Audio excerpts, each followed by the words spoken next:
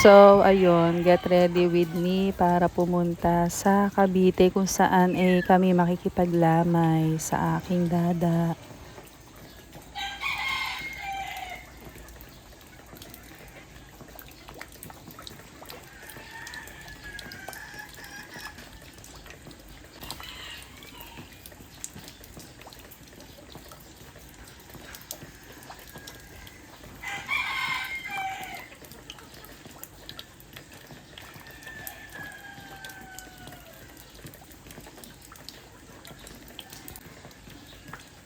At bago nga yun ay aking munang ininit itong pansit palabok at kung saan ay galing to kahapon sa birthday ng aking pamangking ayan.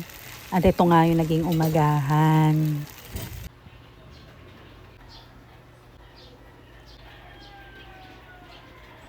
So another, ayan. Ito nauna na to, ayan.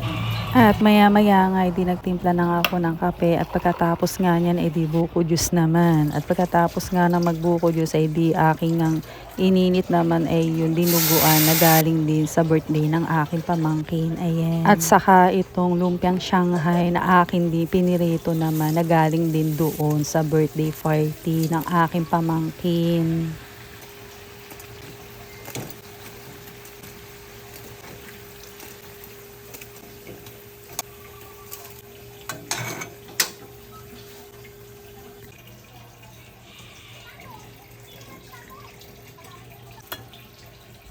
At dito nga ay mag-aalas 11 pa lang ako ay nagtanghalian na kasi nga ay alas 3 ang aming luwas. At dito nga ay fast forward na tayo at nang ito nga ako ay makapag-ready na di umalis na ako dito sa Paite.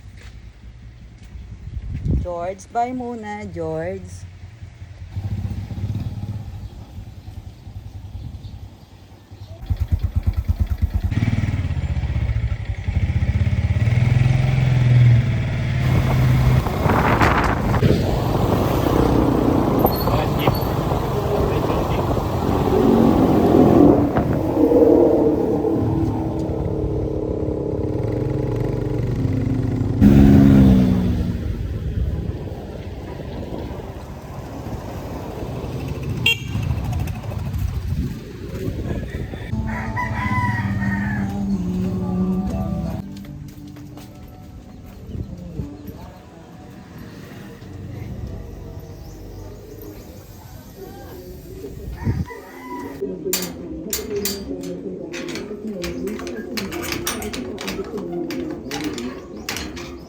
Ayaw niya magbukas talaga. Ibig sabihin ay may kayamanan. So, ayun guys.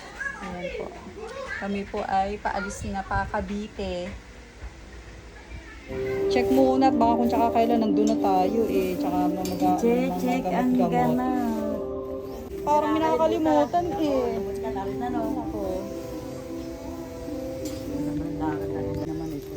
ng Panginoon tayo makarating na maayos. Doon. Wala ba takot na takot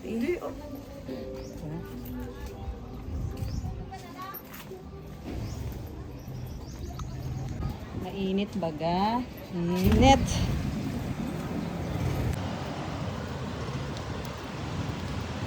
At dito nga ay may nakasabay pa kaming kapitbahay namin nung araw. Ay wala pa daw. At dito nga sa Pinas ay bawal tumawid kapag may pedestrian lane. Ayan.